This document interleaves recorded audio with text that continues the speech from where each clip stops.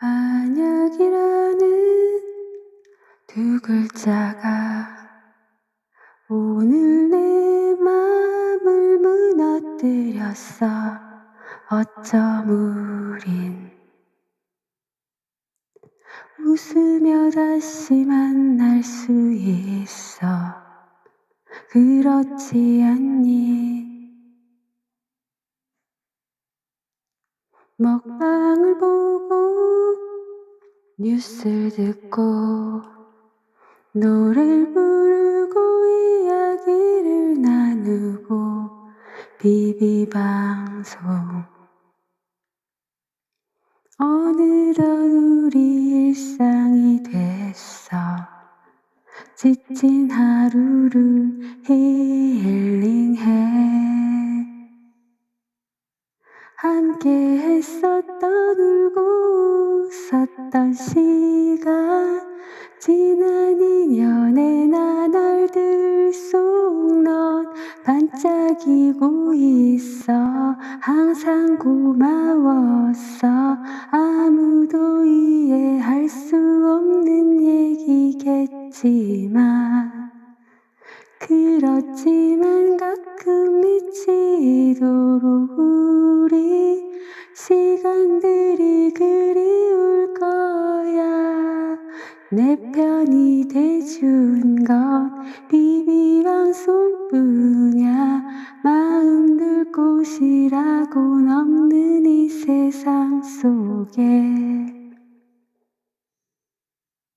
넌 늘 용기와 열정 진정성으로 수많은 노래 71억 난 간직하고 있어. 항상 고마웠어. 아무도 이해할 수 없는 얘기겠지만 그렇지만 가끔 미치도록 우리 시간들이 그리울 거야.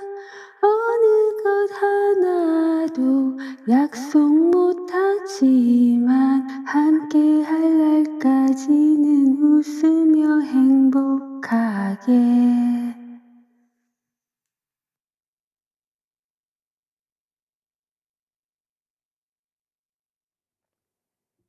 감사합니다.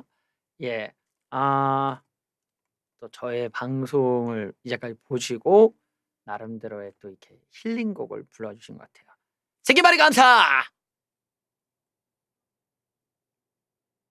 첫 번째 녀석! 첫 번째 녀석 가죠.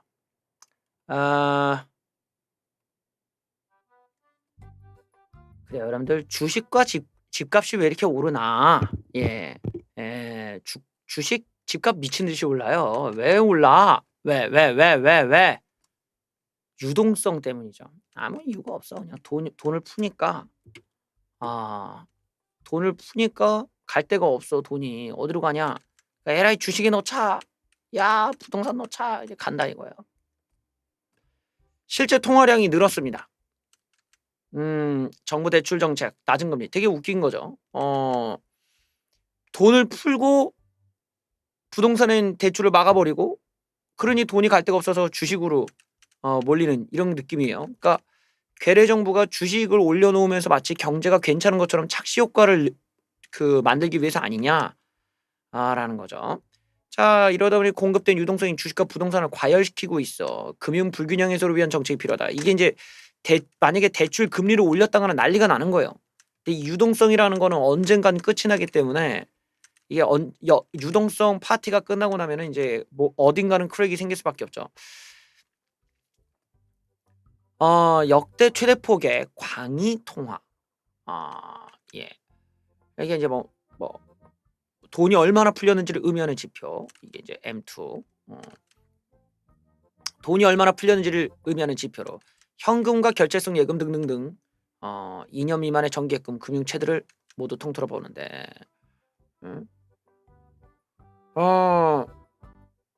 가계와 기업이 모두 현금성 자산 확보 또 대출 확대에 나선 것으로 분석된다.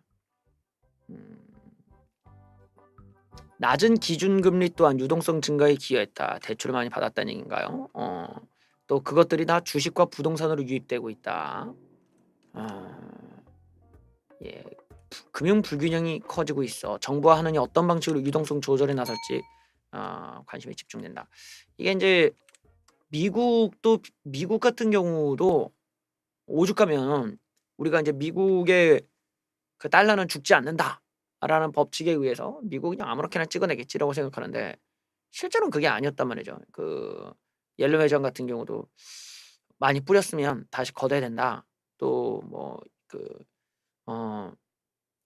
유럽 쪽에서도 20이었나요? 거기서도 야 우리도 이제 돈을 못 퍼준다. 더 이상 대출을 막 벌일 때가 아니다. 그래 갖고 한때 이렇게 그 양적 완화를 했던 건 다시 이 돈을 걷어들이기 위해 이제 금리를 올리는 그런 쪽의 기저로 이제 슬슬 바꿀 시점이었었죠.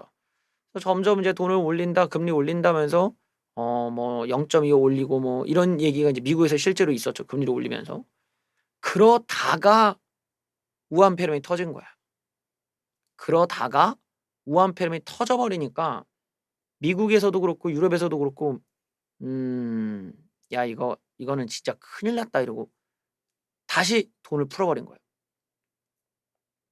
근데 우리나라 같은 경우는 이제 기축 통화가 아닌 상황에서 돈을 풀자 해서 풀었는데 이게 막말로 이게 효과가 안 나오죠. 뭐 벌써부터 그런 얘기 나오잖아. 돈을 있는 대로 풀었는데 물가 상승률은 전혀 기여가 없다. 물건을 사람들이 그냥 고기만 사 먹었다니까 고깃값만 오르고 나머지는 하나도 안 올라. 그러니까 물가를 올리지 못하고 소비가 별로 없었더라. 근데 돈이 갈 데가 없으니까 그냥 냅다 주식만 사고 한마디로 그냥 짤짤이 나고 있는 거야 사람들이. 그게 아니면은 뭐 먹고 살 방법이 없으니까 그냥 짤짤이 치는 거지. 이런 상황이 돼 버렸어요. 이게 인제 정부에서 이걸 가만히 냅두자니 자칫하다가는 뭐 그냥 어떻게 보면 그 화폐 가치가 너무 떨어지는 문제가 생길 수가 있고 그렇다고 이걸 건드리자니 막 사람들이 또 현금의 가치가 갑자기 또 높아지는 이런 문제가 생길 수도 있고 우리나라로서는 아주 문재인 새끼가 아주 나라를 개판으로 만들어 놓은 결과물이 지금 나오고 있는 겁니다. 유동성 파티가 끝나는 순간 이제 또 볼만 하겠지 또. 한동안은 또 여기저기 다 박살나는 얘기만 나온단 말이에요. 유동성의 끝은 항상 그랬죠. 일본도 그렇고 미국도 그렇고 우리나라는 그 눈앞에 지금 두고 있습니다. 보유세 충격에 전세에서 월세로 가는 전환이 빨라지고 있다는 뉴스. 이것도 우리가 이제 충분히 예측할 수 있었던 거죠. 부동산 뉴스 보면은 이게 지금 부동산을 매매를 막겠다고 하는데 아니 매매를 갖다 이렇게 막은다고 해서 애들이 지들 돈으로 하냐고. 아니란 말이에요. 뭘 해? 월세로 다 전환시켜 버린단 말이에요. 월세로 가 갖고 세금 내면 끝이거든. 다주택자의 보유세 부담을 늘려버리니 서울에서 전세 아파트를 월세나 반전세로 돌리는 사례가 늘고 있다. 집주인들이 세금 폭탄을 떠날 수 없다면 세금 인상분을 세입자에게 전가하는 움직임이다. 제가 계속 얘기했던 거잖아. 이건 내가 나올 때부터 얘기했잖아요. 세금 인상분은 다 세입자가 내게 돼 있어 결국엔. 세상 구조가 다 그런 거지. 부자들 지갑에서 안 나간다니까.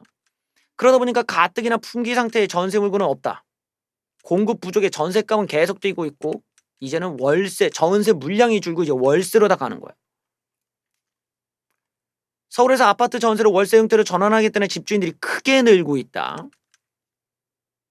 예, 그래서 보유세 인상폭이 커지자 월세 전환 속도가 세게 붙고 있다는 게 중개업소들의 이야기다. 이런 움직임은 고가주택이 밀집한 강남 서초 송파 등 강남 3구와 마포 용산 성동구 등 중심으로 강하게 나타난다. 그러니까 세금을 많이 낼 사람들이 지금 이 집중돼서 나오는 거죠.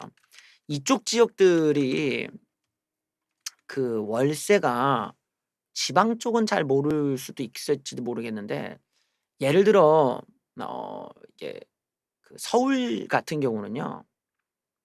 서울에 무슨 진짜 무슨 달동네급이 아니고서는 서울의 웬만한 데는 주변에 대형 마트, 대형 병원, 뭐 대형 기업, 대형 건물 이런 게 다 있단 말이야. 그러니까 그러다 보니까 월세 수요가 끊이지가 않아, 끊이지가. 심지어 만약에 유흥가 근처다. 그럼 월세가 막 미친 듯이 올라가요. 막 5만 원씩 계속 올라가. 끊이지가 않아. 왜냐면은 이런 그 유흥 쪽은 아예 통으로 다 사 버려요. 통으로 월세를 다 들어가 버려요, 통으로. 그리고 인제 뭐 주변에 뭐 큰 마트라도 있다. 거기 있는 직원들이 죄다 월세야 그냥 다, 그 주변에. 그래서 월세값이 막 뛰어. 거기가 월세가 막 "야 여기 이 동네 뭔데 이렇게 월세가 세?" 그럼 주변에 100% 마트가 있는 거야. 대형 마트 뭐 이마트 뭐 이런 거 있으면은 주변에 월세가 그냥 빡 하고 만약 이빠이 이렇게 돼 있어. 대학가 주변도 마찬가지고. 그러니까 이런 것 때문에 저쪽 지역들은 오죽하겠냐고. 이미 뭐 백화점 빡 뭐 백화점 딱 뭐 옆에 빡 빡 그럼 막 거기 있는 직원들은 죄다 월세 찾는 거지 막. 전세 있으면 좋지만 전세값은 못 다 이러면은 인제 보통 월세로 왜 불편하거든 출퇴근하기. 월세부터 찾는 거야. 이러니까 이런 데에서는 인제 뭐 월세 가겠다는 미친 듯이 가는 거죠. 일단 고고싱 하고 가는 거예요. 자 이러다 보니까 다주택 보유 은퇴자가 월세로 전환 돌리겠다고 전화했다. 소득은 없는데 종합부동산세 보유세가 너무 올라서 월세로 모아 문제를 해결하겠다는 생각이다. 자 그러다 보니까 집주인들은 지금 집값은 떨어지지 않을 거자 라는 생각과 함께 양도소득세도 부담이어서 집은 팔지 않겠다고 한다. 집을 팔면 양도소득세를 내야 되니까 그냥 차라리 보유세는 뭐 이제 종부세로 그냥 가자 라는 거죠. 가능하면 보증금은 최소한으로 하고 월세를 최대한 받아 달라고 한다. 그렇겠죠. 집주인들이 돈이 있는 사람들이니까 이런 갭 투자가 아닌 집주인들, 그러니까 자기 돈으로 사고 있는 사람들은 굳이 보증금은 중요한 게 아니지. 예. 예. 그런 거죠. 자 반전세로 돌리겠다는 문의가 크게 늘었다. 종부세가 올라 세금 낼 돈을 마련하기 위해 월세로 돌려야겠다고 해서 전세 물건을 반월세로 바꾸고 있다. 원래부터 전세 물량이 귀했는데 그나마 있던 귀한 전세도 반전세로 돌리겠다고 하니 전세 물건이 씨가 마르고 있다. 그래서 보증금 인상분을 아예 월세로 받는 사례까지 있다. 그래요. 현대 아파트는 6억 원 정도의 보증금이었는데 지금 8억까지 올랐는데 9억 원에도 계약이 된다. 6억 원의 전셋집을 내놨던 집주인이 보증금은 그대로면서 월세로 90만 원 더 내놔라 그래서 그렇게 하고 있다. 그러네. 그래요. 예, 좀 내용을 보면 이게 지금 우리나라가 문재인 새끼 때문에 전세라고 하는 제도가 참 좋은 제도잖아요. 이 전세라는 제도는 서민들한테 굉장히 중요한 그 사다리 역할을 하는 제도거든요. 근데 문재인 새끼가 이걸 없애고 있는 거예요 지금. 음. 이걸 보시면은 문재인 새끼가 의도적으로 서민들이 부자가 될 수 있는 사다리를 지금 하나씩 하나씩 끊고 있다는 걸 알 수가 있죠. 교육 제도도 그렇고 그리고 지들은 다 강남 배치가 돼 있는 사람들만 깔아 놓고 쇼만 하면서 실제로 보면은 서민들을 모두 다 가난하게 만들겠다는 거야. 가난하게. 왜? 이 사람들이 돈을 벌면 이제 보수화가 된다 이거지. 음.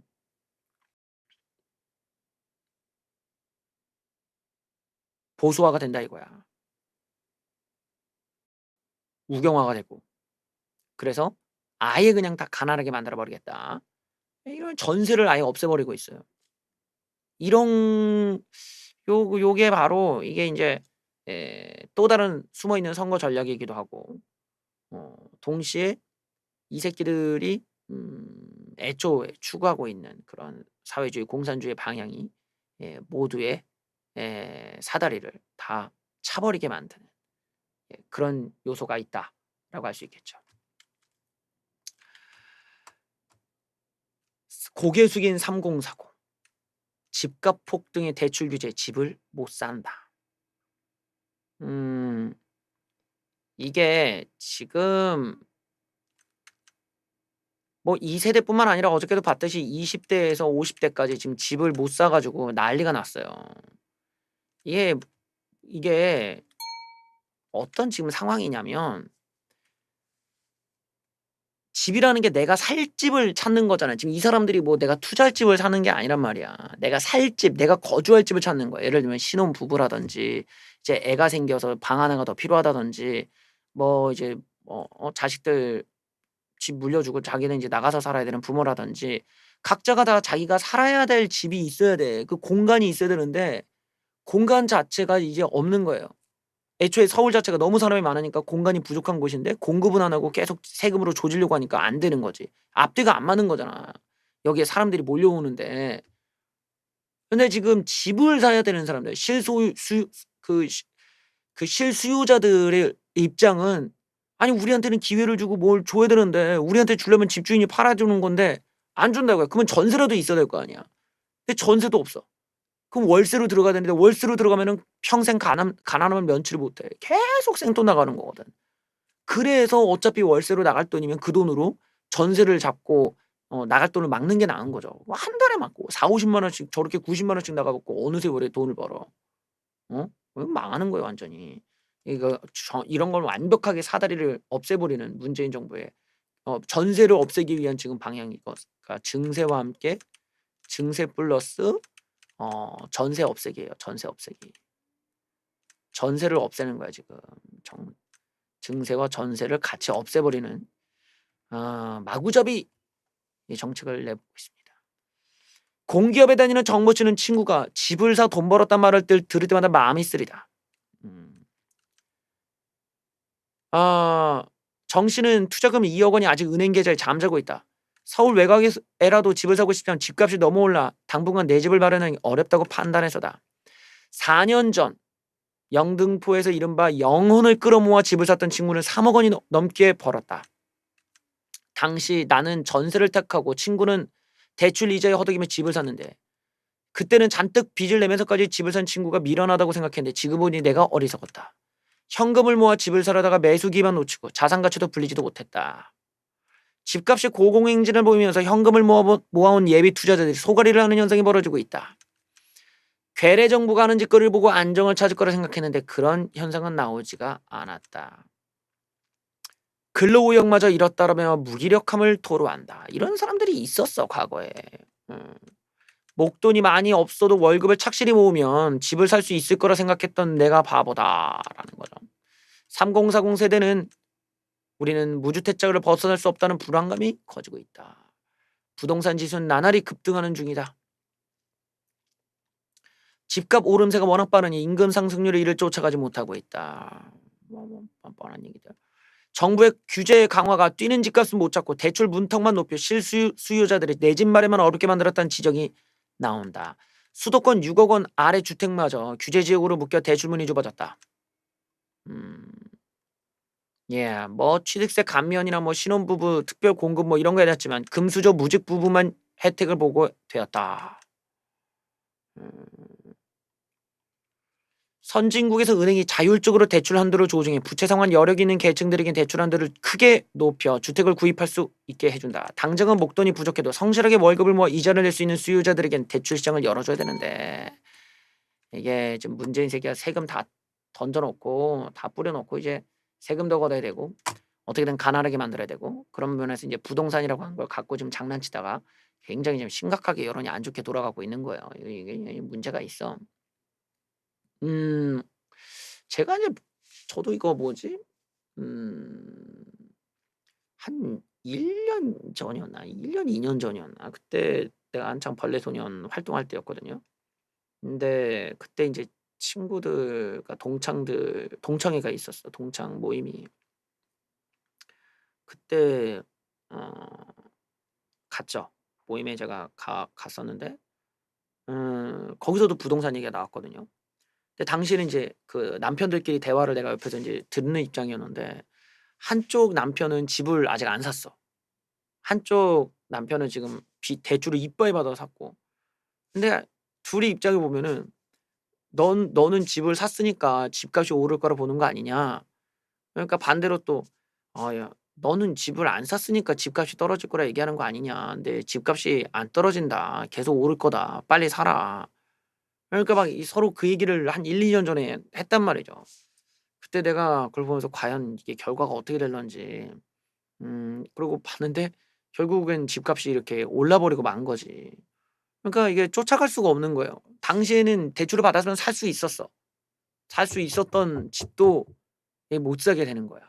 야 이거 너무 부담된다. 게다가 대출도 끊겨 버렸어. 이러니까 이제 뚜껑이 열려버리는 거죠. 하다 이제는 이런 청원까지 올라왔다고 합니다. 다주택자들을 조지겠다고 하니까 야 이 새끼야 그럴 거면은 호식이 2마리 치킨도 규제해 달라.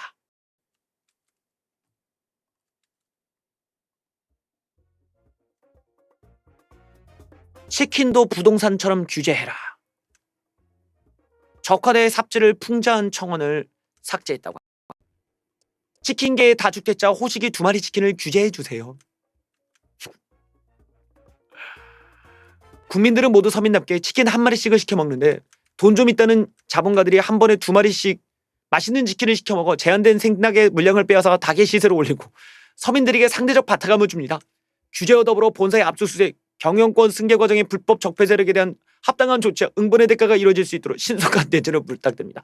물론 부작용으로 닭 가격이 대폭등할 것으로 예상되지만 적폐청산 지주 토벌보다 중요한 게 어떻겠습니까? 이야, 적화대 국민청원 게시판에 올라온 정부의 부동산 대책을 풍자하는 게시물이 하루 만에 비공개로 전환됐다. 치킨계의 다주택자 호식이 2마리 치킨을 규제해 주세요라는 제목으로 호식이 2마리 치킨 상호를 패러디해 12,000명 이상의 동의를 받았다. 적화대는 청원 요건을 위배돼 비공개로 전환됐다고 설명했지만 풍자도 못하냐는 대신들의 원성이 쏟아지고 있다. 이야, 이 새끼 비겁한 새끼다 정말. 예, 다주택자를 주택을 치킨에 비유해서 다주택자들을 이제 언급을 했는데 다주택자 등을 투기 세력으로만 돌린다고 비판을 했습니다. 아, 예, 재밌네요. 그러면서 부동산 정책의 세부 내용을 하나하나 풍자했다. 일시적 이 치킨의 경우 1마리를 다 먹은 뒤 나머지 1마리를 1시간 내로 다 먹지 못하면 양도세를 증벌합시다. 남은 치킨을 포장해 처자식에게 주는 부의대물림 부의대물림은 막아야 된다. 예. 일시적 2주택자가 담보대출을 받은 뒤 6개월 이내 기존에 살던 집을 처분하지 않으면 대출을 회수하기로 한 대목에 대한 비판이다. 또한 취득세를 최대 12%까지 물리게 한 내용에 대해서 치킨을 먹은 지 얼마 되지도 않은 사람이 감히 건방지게 또 치킨을 시켜 먹으면 취득세 면목으로 닭껍질과 콜라 180cc를 가져가야 된다. 회수해야 된다. 고가 1주택을 갖고 있는 은퇴자의 종부세 부담이 대폭 늘어난 것과 관련해 은퇴한 어르신이 건강치킨 등 비싼 메뉴를 먹으려고 하면 밥그릇 자체를 박살내야 돼. 규제지역에 대한 징벌적 과세에 대해서 조정지역 내에서 감히 치킨을 2마리나 먹으면 날개와 닭목 등 보유세를 걷어 사회적 평등이 이뤄낸다. 예, 재밌네요. 그러면서 부동산 대책으로 예상되는 부작용도 우회적으로 시사했다. 물론 치킨 공급과 수요의 엇박자로 생닭 가격이 폭등할 것이다. 예. 또 시세 차익을 거둔 여권 인사들에 대한 내로남불도 비판했다. 규제 시행 전 여권 인사들의 혹석동 치킨 사재기, 반포동 치킨은 냉장고에 넣고 청주 치킨은 음수통으로 음식 쓰레기통으로 보내는 등 국민을 배신하는 일이 없도록 각별한 주의를 부탁드립니다. 그러면서 뭐 적화대에서는 특정 상호명이 들어갔기 때문이라면서 핑계를 댔는데 12,000명 이상의 동의를 얻은 청원을 황급히 삭제한 거 풍자가 부담스럽기 때문 아니냐는 평가가 나온다. 예, 아주 센스가 있네요. 그래요. 아주 저런 게 이제 아주 그 어떻게 보면 멋진 풍자고 좀 건전한 풍자면서 호소력도 있고 많은 걸 갖췄죠. 지적이기도 하고 저런 걸 저도 많이 배워야 될 것 같아요.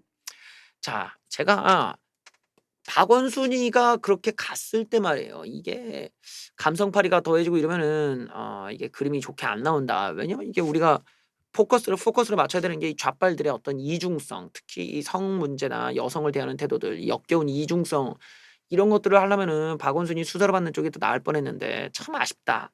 이런 생각을 제가 얘기를 했거든요. 근데 이 양반이 아주 큰 기여를 했어. 이 양반이 보통은 이제 우파 진영에서 또 쓸데없는 말이나 이런 쓸데없는 짓거리들이 뉴스를 이제 덮게 된다는 거야. 뭐 예를 들어 뭐 잔치국수를 먹었네. 뭐 극우 유튜버 잔치국수 뭐 먹고 무슨 뭐 극단적 발언 뭐 사망이 어쩌네 저쩌네 하면서 뭐 실실 쪼개 뭐 이러면서 뭐 이미 그 무슨 라도 일보에서는 그런 게 나와 버렸잖아 막.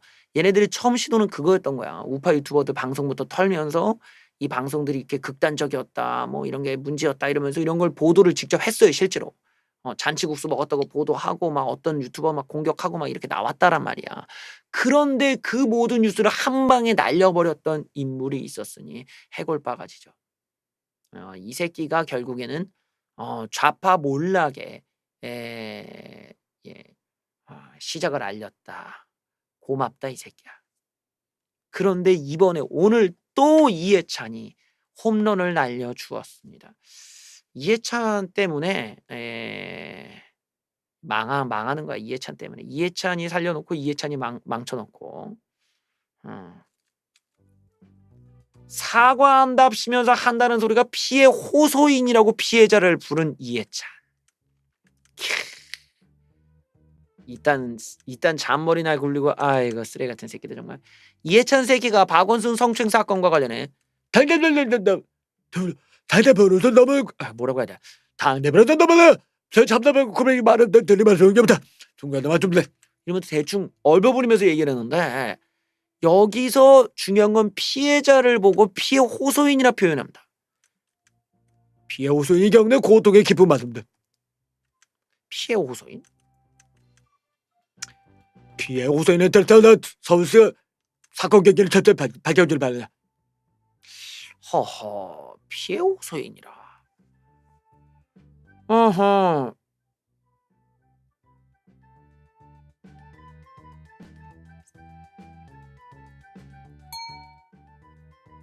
일단은 저 이해찬 새끼가 저렇게 얘기를 당대표란 새끼가 저렇게 얘기를 한다는 것 자체부터가 이미 안 그래도 기자들과 사이가 안 좋은데 꼬투리 잡기 딱 좋은 각도 아닙니까?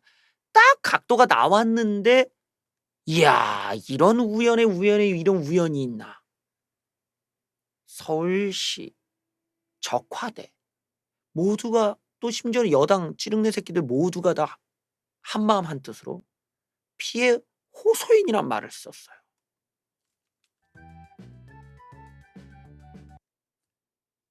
야 이거 참 신기하네. 여당과 시와 청와대가 짠 듯 말 같지도 않은 말을 꺼낸다. 피해 호소인. 다른 사건 때는 피해자라고 언급했던 양반들이 지금은 피해 호소인이라는 말을 지어서 씁니다. 그럼 박원순은 가해 추정인이냐? 이 새끼 표정 봐. 박원순을 고소한 A씨에 대해서 피해 호소인으로 지칭하는 것이 2차 가해란 비판이 쏟아지는 가운데 여당 지도부와 서울시가 같은 용어를 반복해서 썼다. 그들은 고소인을 아직 피해자로 볼 수 없다는 식으로 나오고 있다. 적화대와 여당이 들여다보지도 못한 듣도 보도 못한 말장난 같은 용어로 만들어 박원순을 두둔한 이유가 뭐냐? 피해자가 아닐 수 있다는 여지를 남겨 또 다른 가해를 하고 있다. 그러니까 사진이 공개돼야 돼 이거 이 새끼들. 적화대와 여당 서울시 일제히 피해 호소인, 피해 고소인이라는 식으로 피해자가 아닌 것처럼 얘기를 했습니다. 이해찬은 앞에서 봤듯이 피해 호소인이라고 A씨를 지칭했고요. 이낙연 새끼도 피해를 호소하는 고소인이라고 표현했다. 적화대 대변인도 피해 호소인을 비난하는 2차 가해를 중단하라. 그래서 지들이 2차 가해를 해놓고 있어요. 법조계에서는 이런 말장난하는 것에 대해 기본적으로 A씨에 대한 불신이 담겨있는 것이다. 결국에는 정부도 함께 2차 가해를 하고 있는 것. 언어의 퇴행이다.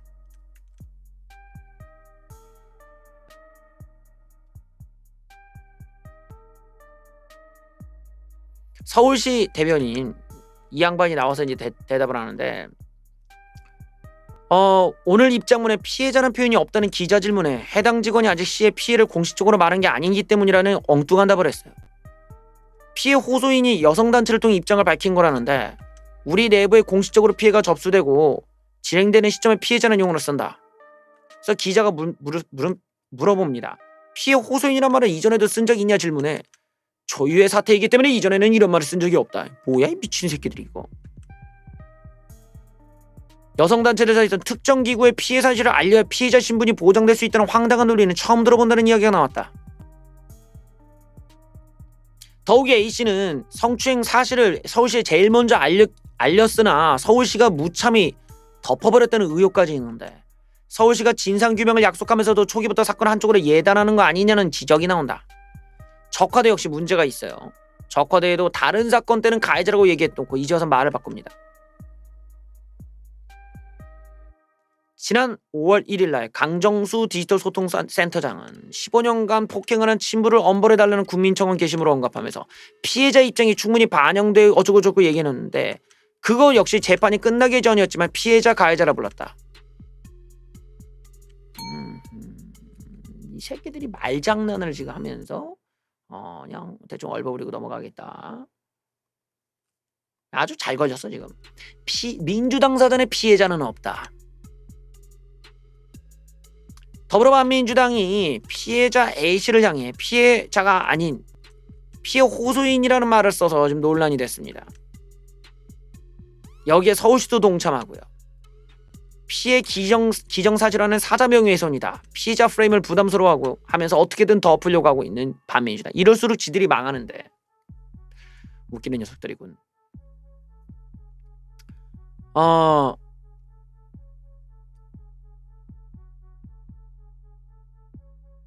반민주당은 과거 미투 피해 여성들을 호칭할 때 피해자라 불러놓는데 오고던 안희정 때도 불러놓고 박원순에 대해서는 피해 호소 여성이라는 신조어를 만들었다.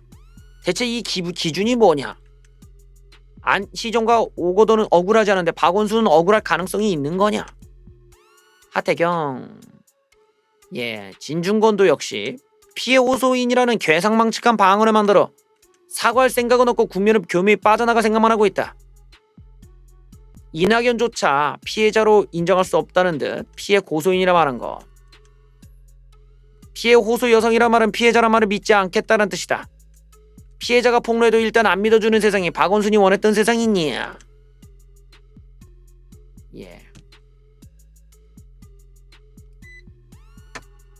가해 보호 여당 반민주당. 핵개방측한 단어로 물타기 하는 재주는 어디서 배운 거냐? 퇴보의 가면으로 진영의 이익을 위해 가장 추악한 인권 침해를 은폐하려는 장명이다.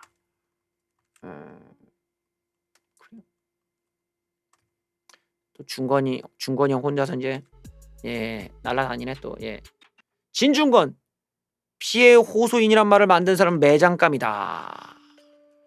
자, 이해찬 새끼가 사과를 하면서 사용한 피해 호소인이라는 표현이 정치권 안팎의 비판을 받고 있다. 통합당은 반민주당이 피해자를 피해자로 부르지고 싶지 않아 집단 창작을 한 것. 국민의당은 제대로 사과하라고 요구했다.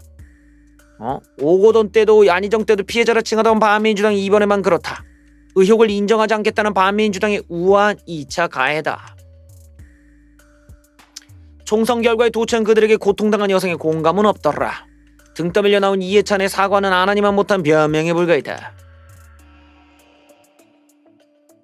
진중권, 그 말을 누가 만들었는지 사회에서 매장시켜버려야 된다. 얄팍한 잔머리로 국민을 속이려다니 아주 저질이야. 그렇습니다. 뭐 이 새끼들 어떻게든 잔머리 굴리려다가 지금 오히려 사태만 더 심각하게 만들고 있어요. 이러니까 이 좌파 새끼들이 이 자만심, 오만함 빠질 때 딱 보면은 아무것도 할 필요가 없어. 가만히 있으면 지들이 알아서 넝을 싸. 반민주당 사과할 생각은 없었던 것인가? 피해 호소인이란 지칭 논란. 피해 호소인으로 지칭한 데 대한 비판이 연이어서 터져 나오는데요. 심지어 이 젠더 폭력 대책위원장조차도 피해 호소인이라고 언급을 합니다. 아주 짜고 친 거죠 지금. 피해 호소인이라는 표현을 두고 일각에서는 반민주당 이번 의혹을 고소인의 일방적 주장으로 보는 것이 아니냐는 목소리가 나오고 있다.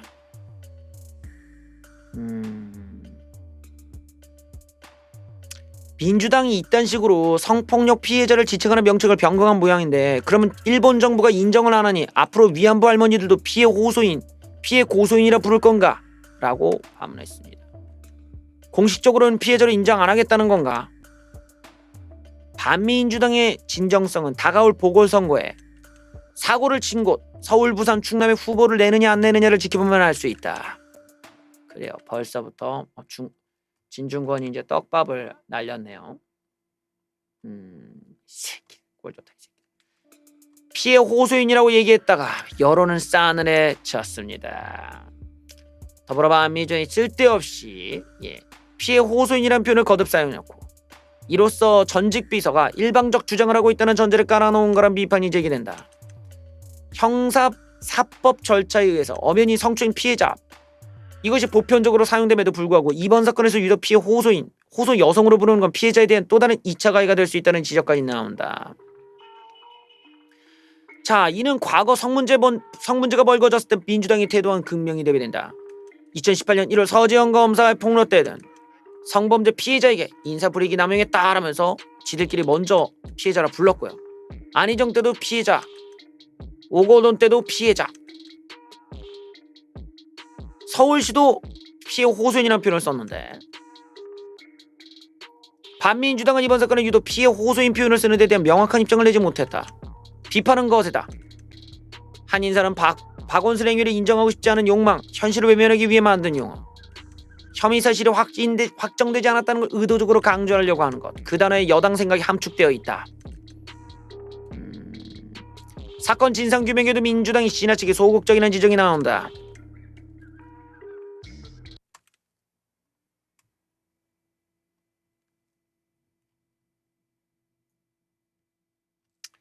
다양한 기사가 아주 터져 나왔어요. 변호사조차 처음 본다는 그 표현, 피해 호소인. 피해 호소인께서 겪으시는 고통을 피해 호소인의 고통과 두려움을 헤아려 피해를 호소하고 있는 직원에 대해 적화대 더불어민주당 서울시 모두가 다 피해 호소인으로 명명을 했다. 근데 여성계와 법조계에서는 생경하다는 평가가 나온다. 법률상 피해 호소인이라는 말은 없다. 피해 호소인이라는 말은 소송에서 아예 쓰이지도 않는다. 처음 들어보는 말이라는 변호사의 이야기. 피해자가 고소를 하면 고소인이 되는 것이다. 또 공소장에는 피해자라고 적힌다. 무죄가 판결이 나오더라도 판결문에 피해자라고 적히는 이유는 바로 그 때문이다. 시장님이 비밀대회에 초대했습니다라는 증거물이죠. 떳떳하게 고소했는데 왜 호소를 하는가?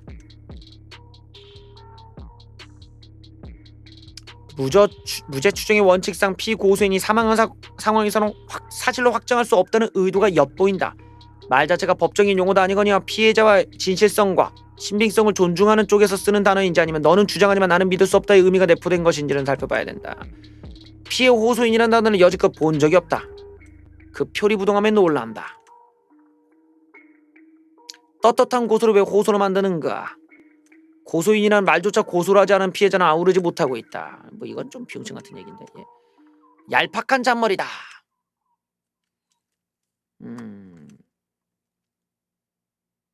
자, 막 이렇게 나오다 보니까 지금 뭐 민주당 내부에서도 말들이 많고 특히 좌빨 매체 한겨레 오마이가 아주 예민하게 나오고 있어요. 왜냐면 얘네들 자체가 이제 그 페미니즘 팔아먹으면서 지금 살고 있는 애들이잖아. 페미니즘을 팔아서 먹고 사는 매체에서 지금 민주당을 보면서 연일 까고 있어요. 아주 재밌는 상황인데 반민주당을 지금 쉴드 쳐주는 매체가 없어. 어디 라도에 어디 구석탱이 있는 매체가 아니고서는 지금 오마이 한겨레도 반민주당을 하루가 멀다고 까고 있어요 지금.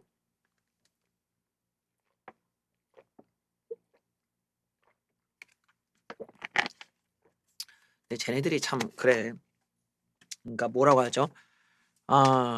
애초에 그렇게 여자를 무시하는데 앞장섰던 좌빨 586 꼰대 새끼들이 무슨 놈의 페미니즘이냐고 지들이. 지들이야말로 이제까지 살아온 방식 자체가 여성들을 억압해왔던 가해자였는데 그래놓고 지들이 젊은 남자들한테 다 덤탱이 씌우고 무슨 뭐 남자들이 게임이나 하니까 여자들한테 질투를 해 이 새끼야! 유시맨! 어디서 주둥이 다물고 가만히 있어! 새끼들. 웃긴 새끼들이야 이거. 아주 쌤통이지. 그렇게 페미니즘 팔아먹다가 이제 지들이 당하니까 이게 얼마나 꼴잼입니까?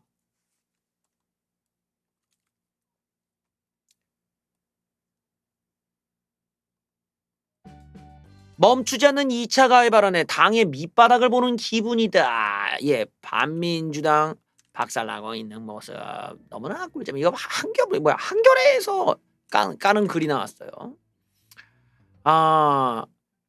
자 보니까 반민주당 안에서 박원순을 두둔하는 발언이 쏟아지자 반민주당에서 일하는 2030 보좌진과 당직자들은 자괴감을 토로하고 있다.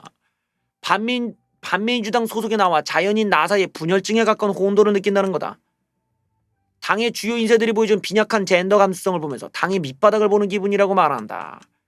한 당직자는 저쪽에 그러니까 미래통합당 이런 일이 더 많을 텐데 왜 안 터지냐 하면서 음모론까지 얘기하는데 우리가 깨끗해질 생각은 안 하고 우리보다 더 더러운 사람이 있으면 문제없다는 식이라고 비판을 했습니다. 비용신 같은 새끼들. 니들이 더 더러운 새끼. 니들이 운동권 그 더러운 놈들인데 꼰 새끼들아. 박원순이 맑은 분이라. 박원순은 자신에게 엄격했다. 이런 정신나간 발언들을 보면서 공사 구분 못한다라고 느낀다는 거예요. 반민주당 소속의 20대 보좌진은 권력형 성폭행을 해결하라는 시민들의 요구보다 박원순과의 친분이 더 중요한 비용신 같은 새끼들이 어떻게 청년 마음을 알겠나. 젊은 여성 보좌진들의 좌절감이 크다. 우리도 겪을 수 있는 일이라는 생각을 하기 때문에.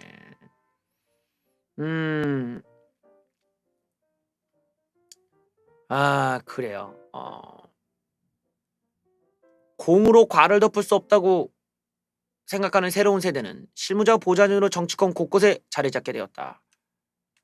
이회찬 새끼는 성추행 의혹에 대한 당의 대응을 묻자 예의가 아니라고 쏘아붙였는데 반민주당 내부에서 젊은 애들은 그나마 질문을 그곳에서 하고야 마는 게 수많은 성폭력 피해자들의 예의다라고 얘기한다 라면서 지금 한겨레가 아주 신랄하게 반민주당을 깠다라는 거 흥미롭습니다. 자, 여기서 우리가 또 유심기가 봐야 되는 애들이 있어요. 그동안 뭐 이제 주둥질하던 새끼들이 많지. 무슨 뭐 유병재, 김재동, 유시민, 이승환, 또 그 만화 그린 새끼 김풀, 뭐 그런 놈들 많잖아요. 어디 뭐 이런 놈들 다 갑자기 입을 싹 다물고 윤종신 무슨 뭐 어디 갔어 다 차인표 뭐 다 어디 갔어 낙타 어디 갔어 나와 다 뭐 어디 갔어 김풀 아니 강풀인가 강풀 김풀이 아니라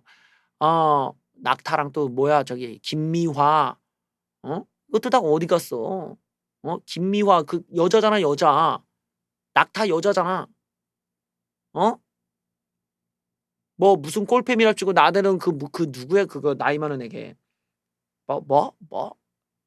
곽정은 어디서 뭐 하고 있어 지금 페미 앞세워서 뭐 여자들 안 쳐다놓고 돈 벌 때는 신나더니만 이런 문제에서는 갑자기 조용해지셨나?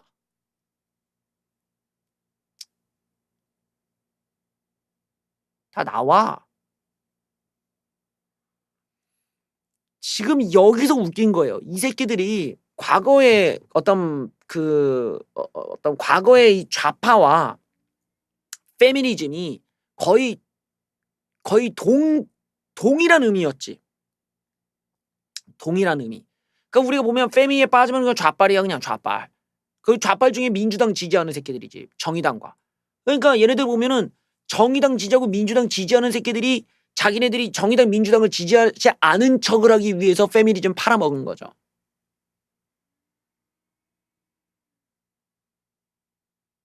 그것이 하나의 부처가 된 곳이 있습니다. 이렇게 역겨운 부처가 있을 수 있나? 이런 부처에 우리 세금이 조 단위로 들어가고 있어요. 조 단위로.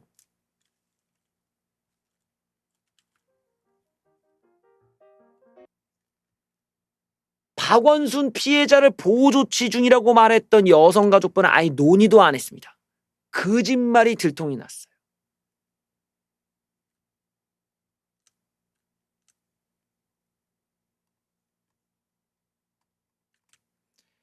피해자 보호에 나서겠다던 여가부, 박원순에는 소극 대응. 여가부가 박원순에 대한 입장을 내고 피해자 대책 마련에 나서겠다고 했지만 실질적 대응은 전혀 없는 것으로 전해졌다. 심지어는 이 피해자의 보호와 관련해 제대로 논의조차도 안 한 것으로 드러났다. 여가부 관계자가 지원기관의 피해자 보호 등과 관련해 연락을 취하고 있다고 하지만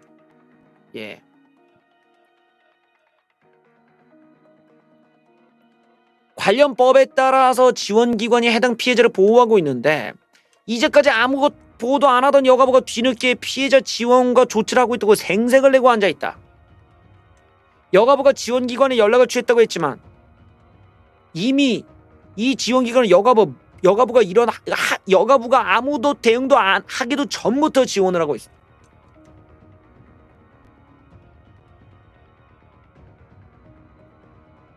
이번 피해자는 성폭력 상담소, 여성의 전화 등이 나서서 보호 중인데 여성계에서는 여가부가 성폭력 피해자 보호에서 제 역할을 하고 있다고 성토하고 있다. 다른 지자체도 아니고 서울시에서 발생한 성추행 사건인데 상대가 서울시장이었다. 서울시의 피해자에 대한 제대로 된 조사 처분을 기대할 수 없는 만큼 여가부가 서도를 개입했어야 되는데 가만히 있었다.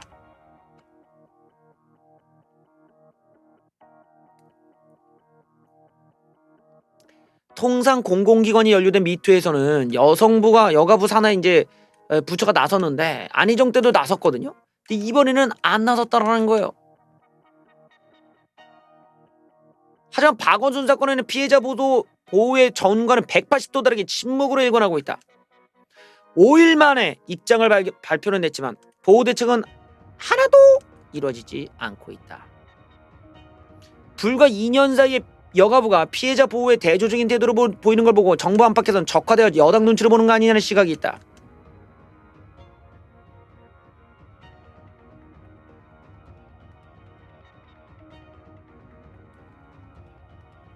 역겨운 새끼들이야 아주. 그러다 보니까 페미인 척, 사실은 페미도 아닌 여성 인권이 뭔지도 모르는 것들이 사실은 좌빨 운동권에 들러붙어가지고 기생하고 있는 거죠. 비겁자들 같으니라고. 그 새끼들은 여성 인권을 생각하는 새끼들이 아니야. 그냥 여성 인권 팔아먹으면서 지들 권력만 차지하면 그만인 새끼들이죠.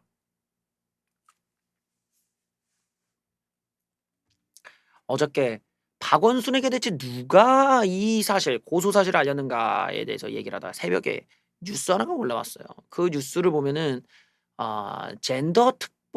서울시 젠더 특보인 임순영이라는 양반이 여자가 박원순에게 그걸 알려준 거 아니냐라는 얘기가 왔어요. 근데 야 이거 이 여자가 상담 그 소에서 일했던 사람이니까 거기서 정보를 들었나? 어디서 들었나? 이건 뭐 어떻게 그걸 딱 듣고 어떻게 바로 피해자한테 그걸 얘기를 가해자한테 그게 전달이 됐나? 이거 좀 이상한데? 이 새끼 좀 이상한데? 라고 볼 수 있었거든요. 이 양반이 말장난을 하는 건지 모르겠는데 정말 황당무계한 인터뷰를 했어요. 내가 말은 했어. 근데 그게 그 얘기는 아니고 이러고 좀 잔머리는 진짜 삼계탕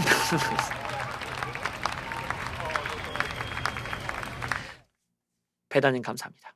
내일 삼계탕 드세요. 내일 삼계탕이요. 이렇게 합시다. 내일 이재명이 제명되면 내일 삼계탕 소주 방송합니다. 근데 내일 제명이 안 되면 금요일 날 삼계탕 소주 방송을 하겠습니다. 다음 뉴스. 이 아줌마가 어떤 황당무계한 헛소리 했는지 한번 보시죠. 서울시 젠더 특보 고소를 당하기 전 내가 박원순한테 실수한 거 있냐고 물었다. 그러니까 자기가 말한 건 맞아. 아니라고 해놓고 인정을 한 거예요. 임순영 젠더 특보. 자, 박원순이 이 고소를 언제 어떻게 알았냐는 의문과 관련해 임순영 젠더 특별보좌관이 내가 박원순에게 관련 보고를 했다. 라고 인터뷰에서 밝혔는데 내가 시장님 업무를 보는 시간에 중간에 들어가서 불미스러운 일이 있다는 얘기가 있어요 라고 보고를 드렸다. 그런데 성추행 관련 혐의인 줄은 몰랐다? 이거를 뭐 어떻게 이해를 해야 되지? 그러니까 이 아줌마가 되게 웃긴 게 지금 불미스러운 일이 뭔지는 모르는데 가서 이걸 얘기했대. 그런데 성추행인 줄 몰랐대. 이게 말이 앞뒤가 안 맞는 얘기를 지금 하고 있잖아. 아니 젠더 특보란 양반이 어디서 무슨 얘기를 들었길래 불미스러운 이야기가 뭔지를 알고 가서 뭔지도 모르는데 불미스러운 일이라고 얘기를 하냐고. 불미스러운 일이 뭔데? 사람이라는 게 물어볼 거 아니. 시장한테 가서 얘기하기 전에 자기한테 얘기가 들어오면 불미스러운 일이 뭔지부터 알아야 보고를 할 거 아니야. 성추행 피서 사실을 어떻게 알았나? 외부로부터 시장님과 관련한 불미스러운 일이 있다는 얘기를 들었다. 그래서 실수한 거 있냐고 물었다. 그러니까 불미스러운 일이 뭔지는 안 물었다는 얘기야. 그래서 박원순은 그게 뭔 얘기냐, 왜 그러냐고 제게 되물었다.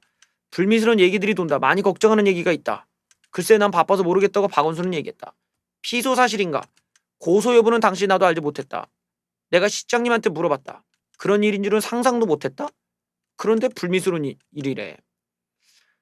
대책회의가 열렸다는 얘기는 뭐냐? 늘상 하던 현안회의였는데 박원순이 아까 낮에 했던 게 뭐냐 다시 해봐 라고 하셨다. 나는 피소 사실은 몰랐다. 거기서 사임 의사를 밝혔다는데 그건 아니다. 구체적인 내용은 논의가 오가지 않았는데 박원순이 중간중간 생각에 잠기기는 했다. 그래서 피소 사실을 언제 알았나? 그건 박원순이 언제 알았나? 그건 모르겠다. 나는 박원순이 사라진 9일 오전에 시 외부에서 듣고 피소 사실을 알았다? 이것도 이야기가 새 나간 거 아니야? 외부 어디서 들었나? 적화되나 경찰이 알렸나? 했더니 그건 조사를 통해 밝히겠다. 결국에는 얘가 이렇게밖에 얘기 못하는 거는 요 루틴 아니면은 지가 보호해야 될 대상이니까 성폭력 상담소라든지 이런 데서 들은 거죠. 안 봐도 TBD지 뭐.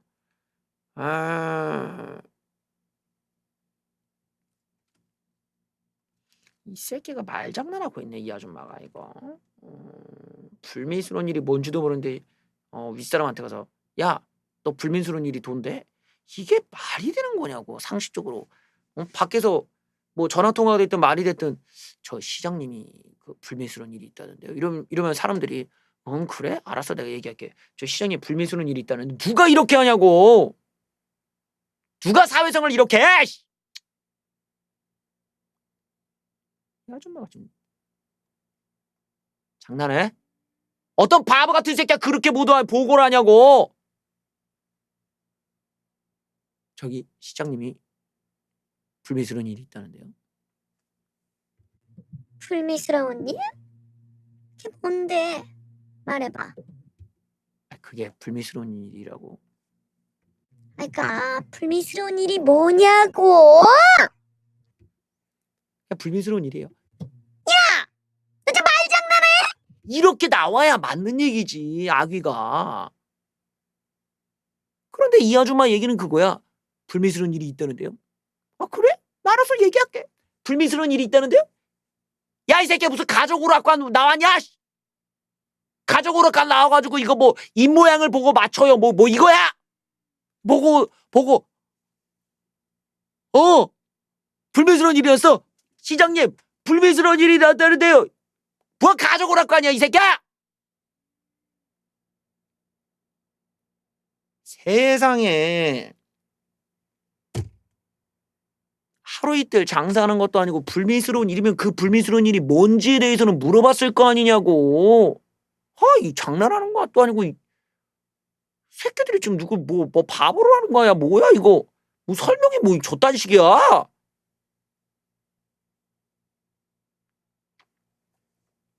무슨 말전하는 것도 아니고 이러고 뭐 가족 오락관 게임 중에 그게 있어. 귀를 막고 입모양만 보는 거야. 그랬고 뭐 그런 거 있잖아. 뭐 터미네이터 뭐 이러면 이제 그 앞에 사람이 그걸 보고 입모양을 보고 그 뒷사람한테 전해주는 거지. 그리고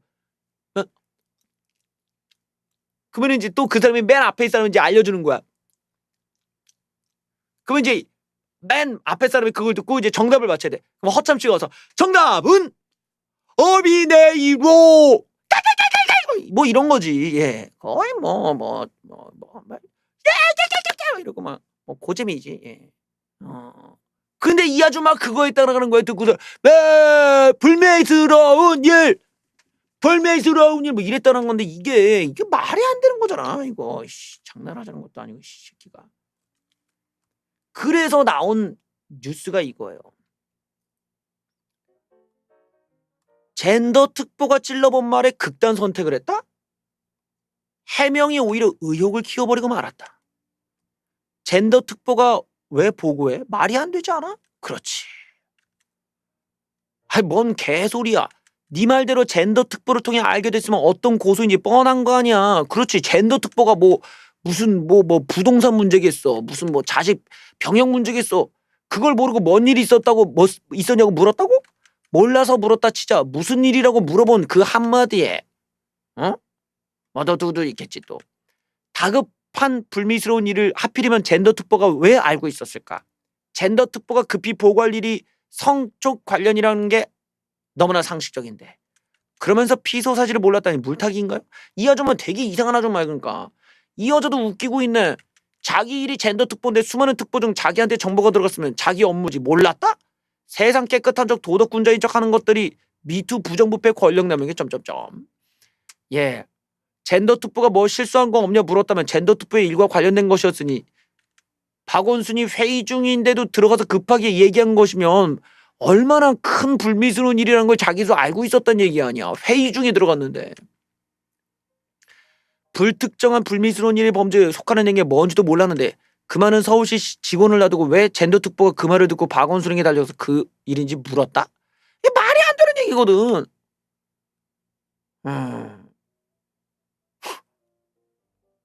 누가 젠더 특보에게 알려줬나를 밝히자. 자, 박원순에게 어떤 경로로 이 성추행 혐의 피소를 전달하게 됐는지가 의혹이 커지고 있는데 임순영 젠더 특보가 고소가 되기도 전에 박원순을 찾아가 불미스러운 일이 있다는 얘기를 들었다고 보고한 사실이 확인되며 논란이 커졌다.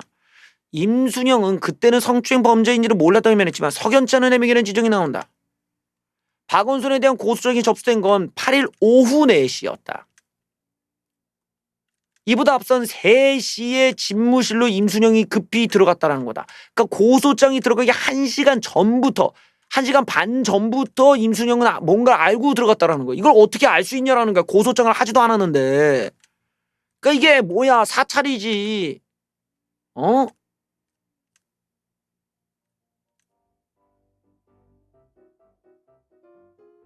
사찰이지, 사찰. 사찰 시킨 거야, 사찰.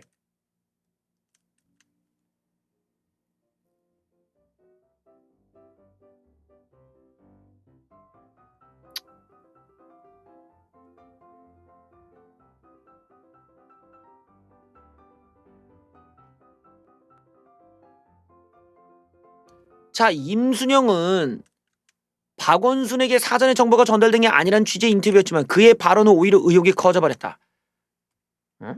왜 하필 젠더 특보가 그 말을 듣고 박원순에게 달려갔을까? 왜 젠더 특보냐는 거야. 그 얘기는 성폭력 상담소라든지 내가 볼 때는 이게 뭐라고 하지? 다른 루틴이 아니라면 이 여자와 관련된 어느 젠더 관련한 어느 집단이 아니면 이걸 어떻게 흘러들었냐는 거지 이게. 왜 젠더 특보가 보고했지?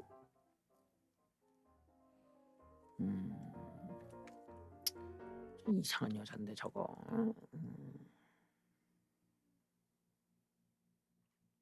자, 오늘 박원순의 비서실장이 오늘 그 경찰에서 이런저런 얘기를 했다고 하는데 한번 들어보죠.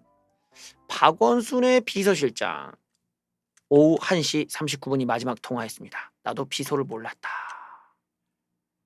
마지막 통화가 오후 1시 39분. 피소를 인지하지 못하고 공관에 갔나? 그렇다고 대답을 했다는데 박원순의 비서실장이 자신은 박원순의 피소 사실을 몰랐다 주장을 했다. 참고인 신분으로 조사를 받았는데요. 박원순과 마지막으로 이야기를 나눴던 인물이다. 자세한 내용은 경찰 진술에도 다 있으니 별도로 드린 말씀은 없다. 1시 40분쯤이 마지막 통화라고 생각한다. 통화 내용엔 답하지 않았다. 임순영이 박원순에게 피소당한 걸 보고한 걸 아니 했더니 몰랐다. 피소를 인지하지 못하고 공간에 간 것이다. 그래요.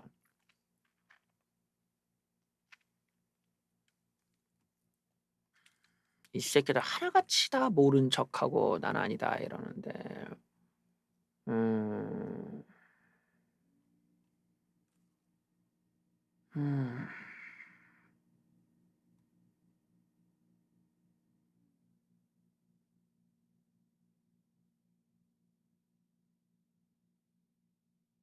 일단은 뭔가가 있어요 지금. 이게 뭔가가 여기 있는 게 이게 왜 우리가 이제 집중해서 봐야 되냐면 이게 지금 젠더 특보가 그런 사실을 알게 됐다라는 이 맥락을 우리가 좀 주의 깊게 볼 필요가 있을 것 같아요. 젠더 특보가 과거에 성 관련 상담소에서 일했다는 양반이야. 그런데 한 여성이 고소장을 하기 위해서 변호사도 만나고 어떤 서류도 챙기고 할 거 아니에요. 그 과정에 사찰이 아니라면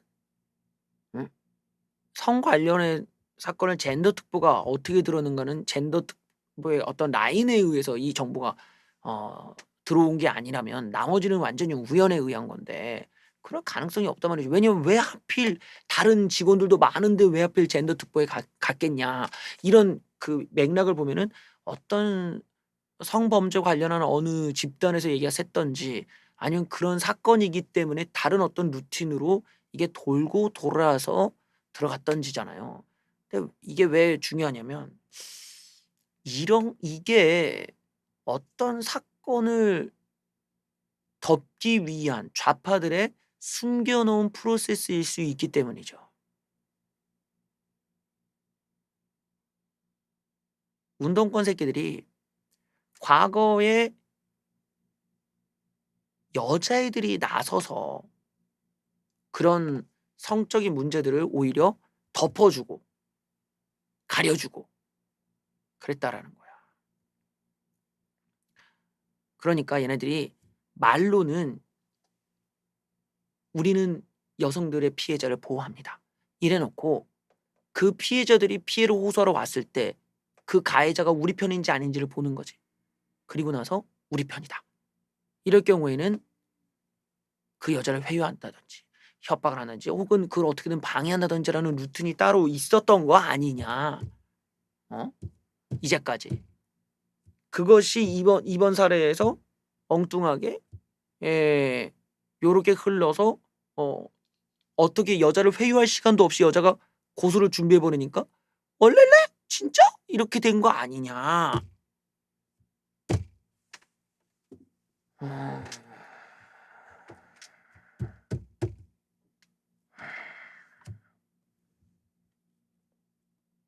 일단은 다행인 뉴스 하나 보시죠. 경찰 제대로 하질 않은 것 같지만 하여튼 박원순에 대한 통신영장 신청했다고 합니다. 통화와 문자 내역 확보를 위해서 말이죠. 일단은 박원순에 대한 휴대전화의 통신영장을 신청했다. 그래서 이거 뭐라고 해? 아이폰을 열려면 시간이 오래 걸리는데 통신영장으로 이제 그 통화 내역들을 보면 알 수가 있잖아요. 쫙 하고 나온다 이거야. 거기 쫙 하고 나오는데 알고 봤더니 마지막 전화가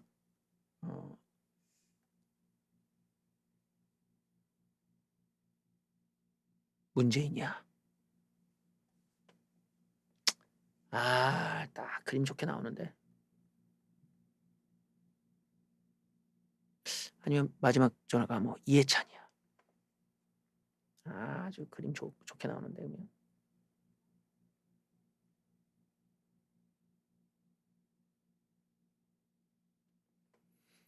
부디 그러기를 기대해 보겠습니다. 예, 지금부터는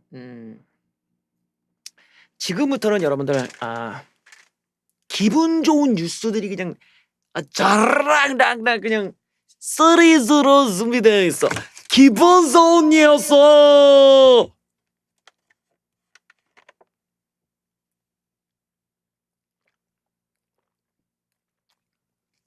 박원순 새끼 지금 아이폰이라 좀 안 열린다고 지금 경찰이 포렌식이 잘 안 뚫린다고 해갖고 지금 그러고 있는데, 일단은 문자, 전화 통화 목록부터 빨리 뽑아라. 금방 뽑거든 이거. 금방 뽑아서 이제 저기 SK겠지 뭐. SK 딱 보면 얘네들 딱 보면 나온다고. 나와. 이 새끼들 딱 나오지. 일단은 누군지 모르겠. 하여튼 그 경찰 입장에서는 그럴 수 있을 것 같아요. 이게 경찰 입장에서는 자기네들도 좀 의심받고 있기 때문에 이 수사를 좀 설렁설렁했다가는 또 연락이 의심받고 또 털릴 수가 있잖아. 그리고 특히 이제 검경 수사권 뭐 얘기가 있고 뭐 이제 뭐 공수처 어쩌고 이런 상황에서 검찰까지 나서게 되면 아주 경찰이 그냥 잣대는 경우가 생길 수 있지. 뭐 다 나가리가 되는 거니까. 이제부터는 기분 좋은 뉴스 가볼까요? 쭉쭉쭉 달려봅시다.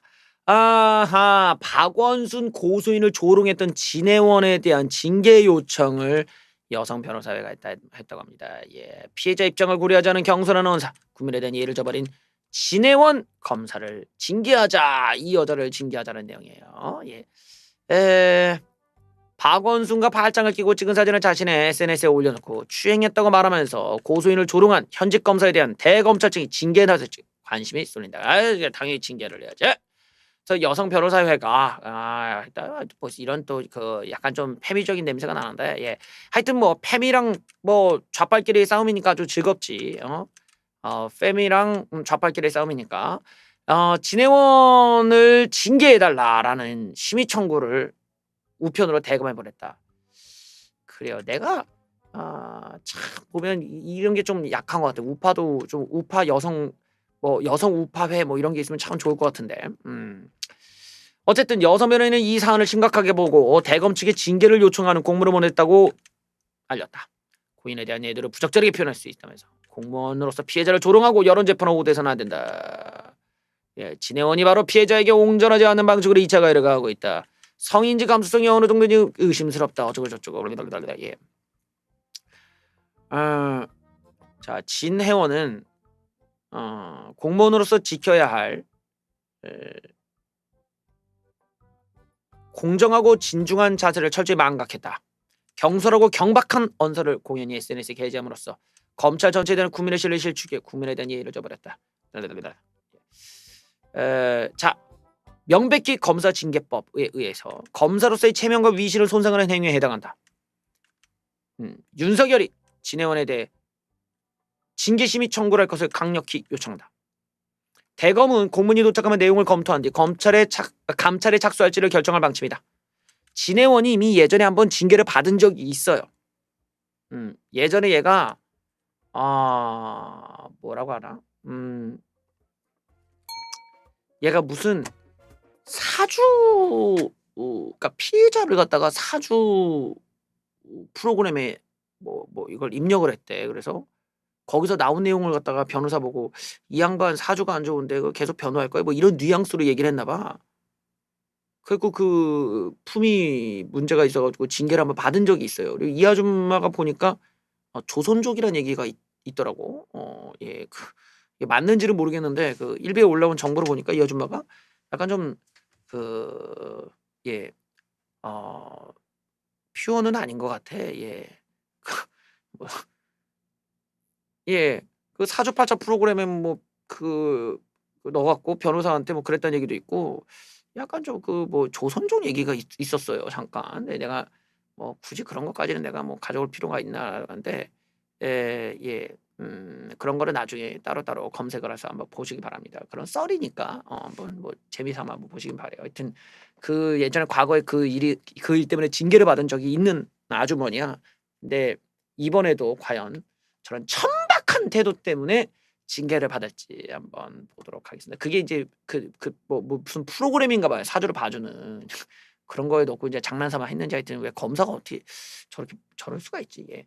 자, 언론이 반민주당을 압박하기 시작했습니다. 여러분들 우리가 관심 있는 거는 사실 그거잖아. 뭐 박원순이 어쩌고 뭐 이해찬이 어쩌고 뭐 이런 저 진행원 같은 저런 애들이 어쩌고 저쩌고 이건 우리가 알 바가 아니잖아. 사실 우리한테 중요한 건 뭡니까? 이게 선거에서 이기는 거지. 예, 선거에서 이기는 거지. 잊었어? 우리는 선거에 이기는 것을 목표로 가는 거야. 선거에 이기려면 어떻게 될까요? 좌빨 새끼들은 자기네들이 부정부패로 인한 거는 후보를 내지 않겠다라는 당원 당규를 정해놨습니다. 자기네들이 정해놓은 거야. 그래서 실제로 뭐 재보궐선거에 원인 있으면 안 내놓겠다 뭐 이랬었거든. 새누리당에서는 안 내놨단 말이야. 아주 그 새누리당 같은 경우는 좀 그런 데서 아주 모범적이지. 근데 이 역겨운 이 새끼들 어떻게든 지들이 나는 정의롭다고 어떤 정의로운 척했는데 문제는 사건 사고 다 터져버렸어. 서울 날라가, 부산 날라가, 청주 날라가, 충주 날라가, 뭐 날라가 다 날라가 버렸어. 그러니까 어떻게 사람 이 새끼들 뒤통수 좌파니까 통수 좌파니까 이 새끼들이 잠을 무슨 불하면 안 될까? 얘들아 없던 일로 하면 안 될까? 이지랄 하면서 점점 깝치기 시작합니다. 이 새끼들이 잠을 이러면서 없던 일로 하자 냥냥냥 이러면서 얍사비를 쓰려고 이 통수 치려고 이 새끼들이 각을 재고 있거든요. 그런 거 보면서 바로 언론에서 저까지만 여당은 서울 부산시장 공천 말라 얼싸. 야, 참여 드세요. 감사합니다. 참. 예, 감사합니다. 갑자기 참여. 예. 과일 좀 드시죠. 요즘 참외 달아요. 참외요. 예. 옛날에 그랬던 적이 있죠. 한때 그 참외를 이렇게 반으로 썹니다. 참외가 이렇게 있잖아요. 참외가 이렇게 있으면은 얘를 반으로 이렇게 썰어. 그럼 참외가 이렇게 반이 이렇게 나오잖아. 이렇게 참외가 이렇게 있을 거 아니에요. 그럼 숟가락으로 여기만 퍼먹어. 예, 요 내용물만, 요 내용물만, 살이라고 해야 되나? 요 참외 살만 이렇게 발라 먹어. 나머지는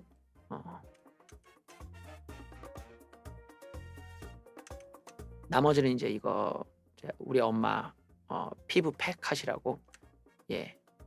여기는 발라갖고 여기 이제 닦아서 이제 우리 엄마 이렇게 주무실 때, 예, 우리 엄마 이렇게 주무실 때, 참외를 이렇게 덮어드리는 거예요. 이렇게 엄마 팩이야 이러고, 예,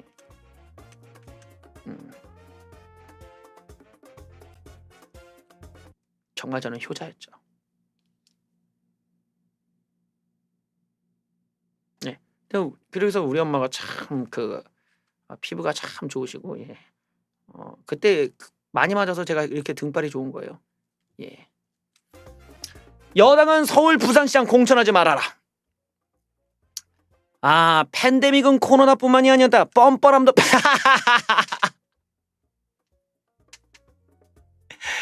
야, 이거 가사로 나온다. 야, 뻔뻔함도 팬데믹. 예.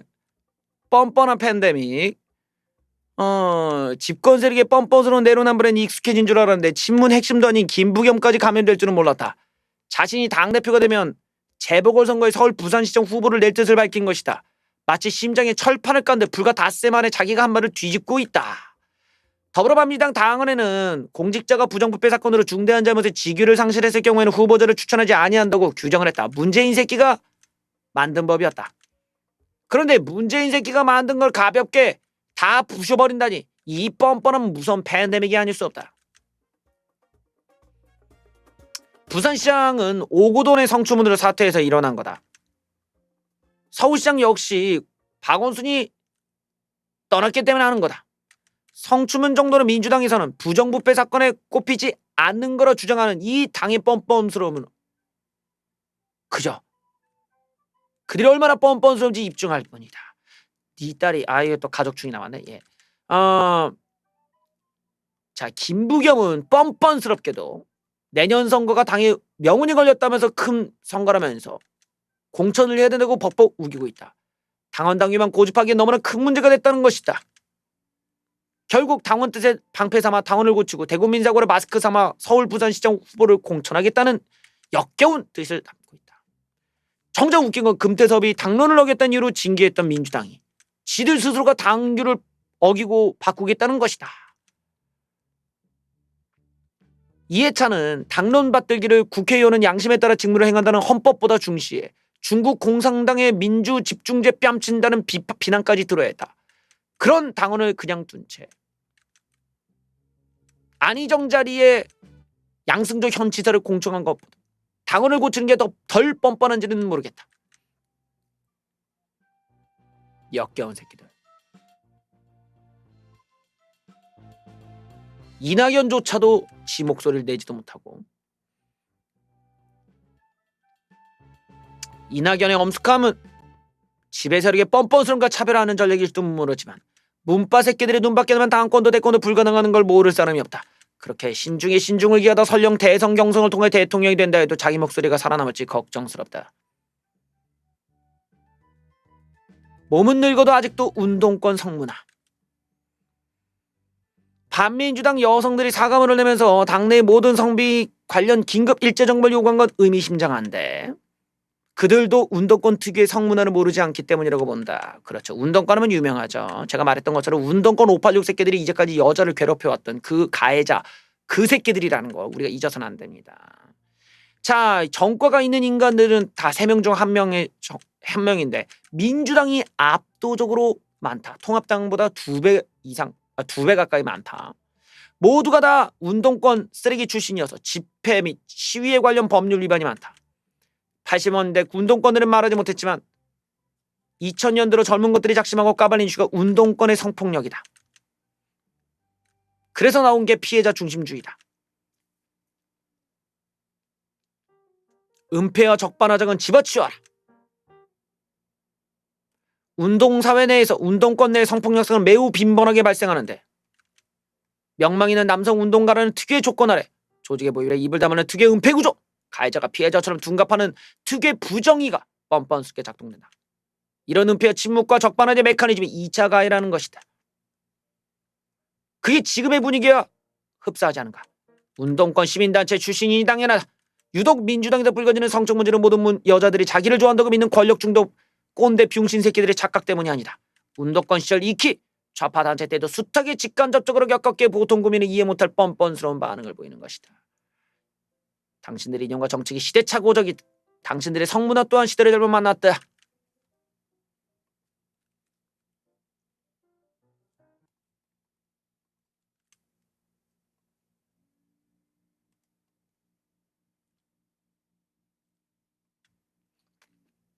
통합당 한마디 해야죠. 주호영 반민주 재보통 공천 안 한다 해놓고 서울시장 공천 얘기하고 있어 하면서 서울시가 진상규명하는 거는 고양이가 생선 맞게 하는 걸.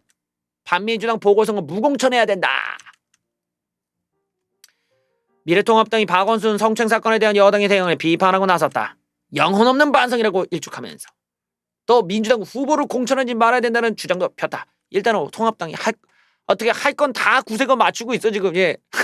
통합당이 하여튼 어떻게 보면 좀 이렇게 얄밉게 하나씩은 어떻게 하고 있어요. 뭐라 이렇게 깔려고 하는데 나도 뭐 이렇게 하나씩은 해 어떻게든. 구색을 맞추고 있어. 영혼 없이 반성하고 앉아 있고 이 새끼들아. 그러면서 부정부패 등으로 중대한 잘못을 직위를 상실했다는 재보궐 후보를 내지 않기로 했잖아. 그러니까 내지 마 이 새끼들아. 지금부터 벌써 반민주당 내에서는 성범죄는 부정부패가 아니다. 당원을 개정해서도 공천하자는 개소리가 나오고 있다면 꼬집었다. 이게 바로 반성하는 당의 태도인지 한심할 따름. 국민이 반민주당 내로남불 이율 배반은 정확히 보고 심판해 줄 것이다. 그래요. 하여튼 구색은 맞추고 있어 어떻게든. 뭐 하나씩. 자, 또 기분 좋은 뉴스 계속 갑니다. 국민 여론이 받쳐주니까 신났지. 박원순 의혹 진상조사에 64%. 성추행 의혹에 진상조사가 필요하다는 국민 여론이 60% 이상 나왔다. 그래요. 뭐 파도가 치고 있어. 파도가 치고 있어. 올라가고 있어. 뭐 정의당에서도 높고 미래통합당이나 국민의당도 높고 모든 연령에서 다 절반 넘게 나왔어. 그렇습니다. 여기서 더 기본적인 녀석.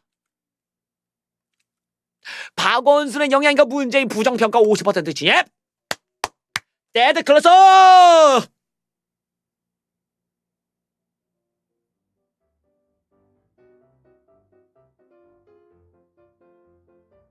문재인의 레임도 따라따라라. 예.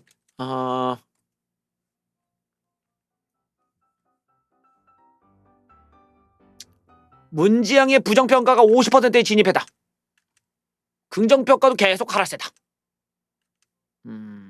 부정평가가 꾸준히 올라 52%로 예, 쫙쫙쫙 올랐다. 이 새끼 꼴 좋다 이 새끼야. 박원순에 대한 서울시장 서울특별시장으로 치른 것에 대한 반대 여론이 문지양 지지율에 영향을 미쳤다.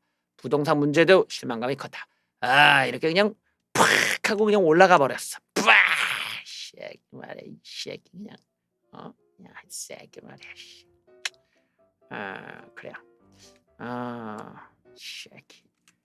새끼 말이야. 빡! 새끼 꼴 좋다 이 새끼야. 중요한 거는 어쨌든 이 추세가 계속 이렇게 부정평가가 높아졌다라는 거. 그리고 중요한 거는 이제 그 상징적인 거죠. 어쨌든 이게 정권 말미기 때문에 생각해 보시면은 정권 초기나 중간쯤은 여론 여론 조사 회사들이 좀 얻어먹을 게 있어. 또 이제 언론들도 정부로부터 이제 광고를 받으니까 얻어먹을 게 있는데 이제 정권 말기에 갈수록 이제 얻어먹을 게 없어. 왜냐면 이게 또 이게 세금이 이제 부족해지니까 이제 저쪽에서도 그러는 거지. 우리 김 사장님 미안한데 이거 우리가 세금을 좀 많이 써갖고 이번에 줄 돈이 없네. 이러면 그래요? 알겠어요. 뭐 괜찮아요. 이러고 이제 그냥 까는 거지. 예, 그래서 역대 정부가 다 이제 말미에 가면 다 작살나는 거죠. 다 뭐 지지율이야 다 초반 중반이야 다 높게 나오지. 근데 막판에 가서 다 안 나오는 이유가 뭐야? 이게 안 나오거든. 이게 안 나오면 뭐 그냥 다 작살이지 뭐 다 등 돌리고 가는 거지. 오죽하면 한겨레까지 가겠어. 그러니까 이게 우리가 지금 보면 이제 내가 볼 땐 좀 속도가 좀 빨라요. 내가 좀 빨라 보이는데 의외로 지금 그동안의 레알 메타나 이제 그런 어떤 좌존 매체들 방식을 보면은 상당히 좀 부정평가가 굉장히 빨리 오르는 편이거든요. 생각보다는 요 잘하면 이거 며칠 안에 이거 55% 넘는다라는 얘기도 볼 것 같아요. 여기서 꼴패미 대통령에 대한 이야기까지 나왔네요. 예. 아하. 김지은이라는 책 아실 거예요. 뭐 안희정 그 여자인데 맞나? 예, 그 책에 대해서 적화대가 반송을 했다는 얘기 때문에 페미 대통령 문재인 이딴 논란. 예, 김지은입니다라고 하는 이상한 책과 관련해 적화대가 해명하는 일이 있었다. 이거를 적화대가 반송을 시켰다라는 뭐 그런 오해를 받았다라는 건데 수치 거부한 게 아니한 논란이 일어나는데 안희정의 피해자인 김지은이 쓴 책을 갖다가 예 그래요. 이걸 보냈는데 꼴패미 문재인이 이거를 다시 돌려보냈다라는 겁니다. 적화대는 최근 잇따라 불거지는 성 관련 이슈에 곤혹스러운 상황이다. 꼴패미 대통령이 되겠다고 공언했던 문재인 새끼. 예. 안희정 때 조화 논란과 또 박원순에 대해서도 많은 논란이 이제 같이 껴 있습니다. 새끼 꼴 좋다. 저렇게 망해가는 거죠. 저렇게 이제 하나둘씩 뜯기다 보면은 뭐 이제 문재인에 대해서 사람들이 이제 쌍욕하는 그런 상황이 올 겁니다. 하하, 여러분들은 혹시 이런 화법을 어떻게 보십니까? 여러분들한테 이제 우리가 이제 좌빨새끼한테 우리 질문을 한 거예요. 좌빨새끼가 고기를 먹고 왔대. 고기를 처먹었대. 그래서 야 그래 고기값이 얼마야? 그랬더니 걔가 밥값이 추가로 밥 한 공기에 1,000원이던데 이렇게 얘기를 하더라는 거야. 뭐야 미친 새끼가 고기값이 얼마냐니까 밥 한 공기에 1,000원이라니까. 아니 고기값이 얼마냐고. 그러니까 고깃집에서 나는 밥 한 공기값이 1,000원이래. 야 이 새끼야! 새끼들이 말장난하는 것도 아니고 이걸 실제로 주둥이라고 이걸 그 주둥이를 이렇게 주둥질한 새끼들이 있습니다. 누구겠어? 좌팔 새끼들이지. 아들 유학비가 1년에 1,200만 원이라는 이걸 갖다가 자기네들은 돈을 안 썼다라면서 이인영이 이걸 얘기하고 통일부에서 이걸 발언해 주는데 고깃집 밥값이 1,000원이라고 말하는 걸. 이인영 새끼가 아들의 유학 비용을 1,200만 원이고 해명한 데 대해서 등록금은 유학비냐는 국민들의 의혹이 제기되고 있다. 말이 안 되는 거잖아. 누가 무슨 학비 달랑 1,200만 원이면 뭔 말을 그럴 거면 누가 얘기를 하나? 그 1,200만 원만 들고 가? 현지 물가가 비싼 스위스 체류비 관련 내역을 제출해! 통일부 새끼들아. 응?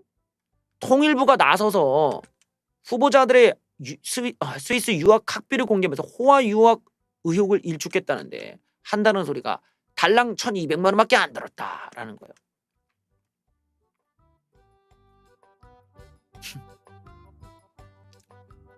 하지만 이 아들내미가 들어간 스위스 학교는 이인영의 마누라가 이사를 맡은 것으로 나타나 아들의 유학 과정에 영향력을 행사한 거 아니냐라는 의혹까지 나왔습니다.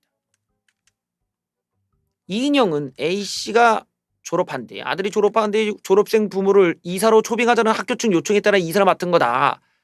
유학에는 관여하지 않았다고 하는데 이것도 역시 의혹인 거. 이것도 한번 우리가 뒤져봐야죠. 야 이 새끼야. 등록비만 유학비냐. 고깃집에서 밥 먹고 나오는 사람에게 밥값 얼마 썼냐고 물어보니까 공깃밥 1,000원 나왔다고 말하는 꼴. 1년에 1,200만 원이면 누가 서울로 공부하러 오겠냐. 스위스로 유학까지. 이번 기회에 1,200만 원에 스위스 유학하는 방법을 좀 알려달라. 그래요. 1년에 1,200만 원이면 나도 가겠다. 스위스 좋잖아. 초원이 참 공기가 그렇게 좋대. 거기서 딱 이러고 있으냐.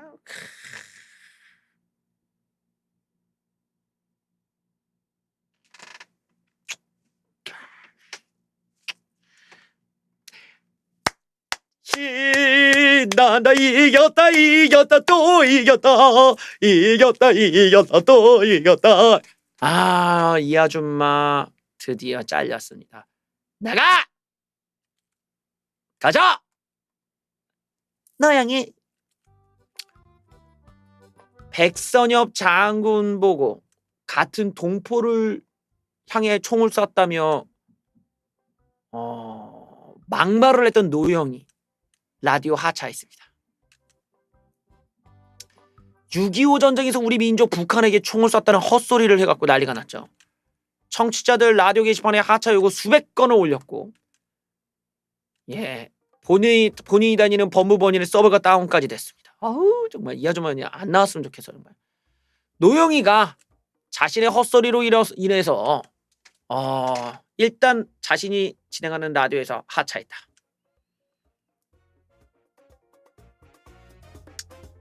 법무법인 서버가 다운되고 직원들이 일을 못하는 상황과 방송국에 대한 공격 등 여러 가지 이유가 있습니다만 추후 얘기할 기회가 있다면서 다시 한번 감사드리면서 말 길게 하자면 그냥 괜히 아는 척하다가 뭘 모르면 그냥 입 다물고 있던지 뭐 이런 여자가 나와서 무슨 패널처럼 얘기를 하고 있어. 그냥 내가 볼 때 노영이는 딱 그거야. 그거 있잖아요.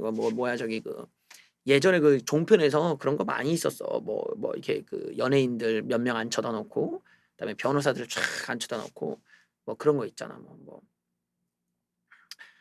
아내가 바람 피는 건 남편 탓이다? 자, 우리 변호사께서는 어떻게 보세요? 제가 봤을 때는요, 많은 이혼 사건을 맡아본 결과로는 남편 탓인 경우가 많았어요. 그럼 연예인 한 명이, 그게 뭐 남편 탓이에요? 뭐 남편이 뭐 다 죄졌으면, 자, 들어보세요. 이러면서 시작하는 거지만. 딱 거기야. 딱 그런 데가 어울려. 뭐 본인이 뭘 정치에 대해서 안다고 거기서 이러고 말을 하고 앉아있어.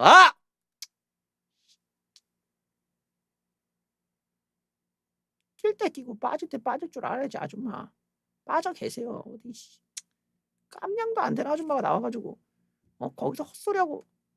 MBN도 문제야. MBN도 제대로 사람을 검증을 하고 제대로 생각이 박혔는지 어쩐지를 보고 출연을 시키고 말을 묻고 질문을 해야 될 거 아니야. 그 사회자도 웃기더만 그거 그냥 바로 그런 얘기가 나오면 바로 사회자가 잠시만요. 아니 우리나라를 침략했는데 그러면 총을 써야지. 그러면 우리가 그냥 총 맞고 있습니까? 그러면 현충원에 지금 그렇게 그 계신 분들은 모두 다 그러면 뭐 다 파내야 됩니까? 이러고 사회자가 그렇게 해야 될 거 아니야? 프로그램 자체를 없애버려!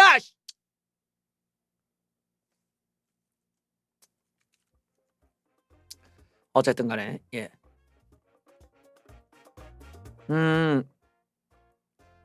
노영희의 하차를 주장하는 게시글이 무려 400건이 넘게 올라오면서 노영희 하차해라, 프로그램 폐지해라, YTN은 해명해라 등의 항의가 올라왔습니다. 나라를 지키기 위해 6.25에 참전하진 용사들을 반민족 행위자가 됐다. 당신은 나라를 위해 뭘 했냐? 네가 그렇게 떳떳하냐? 등등등. 방송통신심의위원회 제소하겠다. 미래통합당. 미래통합당.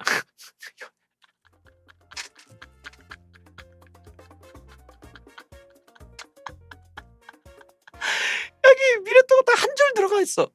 야 진짜. 야 하여튼 미래통합당 이거 숟가락 얹는 거 보소 이거. 한 줄 딱 들어갔네 여기.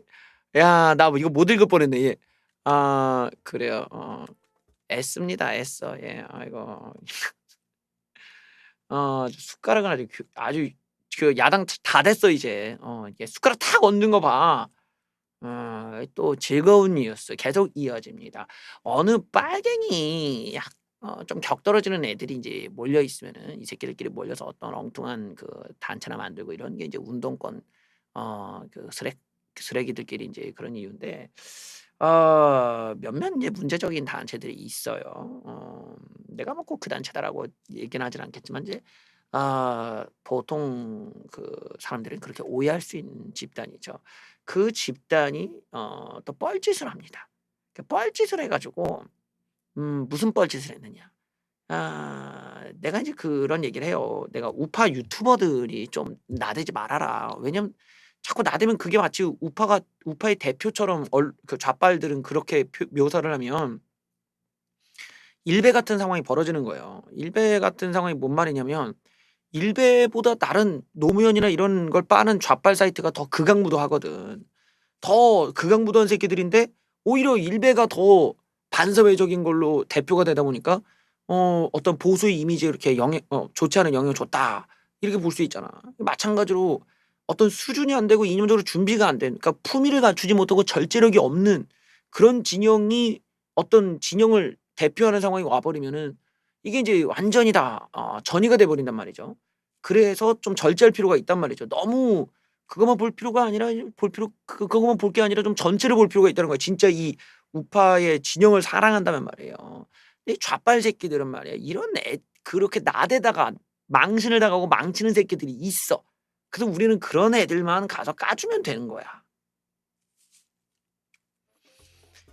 백선엽 장군을 현충원에 안장하면 안 된다라면서 안장 금지 신청을 했지만 바로 각하됐다는 즐거운 얘기. 반민족 문제연구소가 법원에 백선엽 장군 안장 금지 신청 각하되었습니다. 즐거운 이야기예요. 예.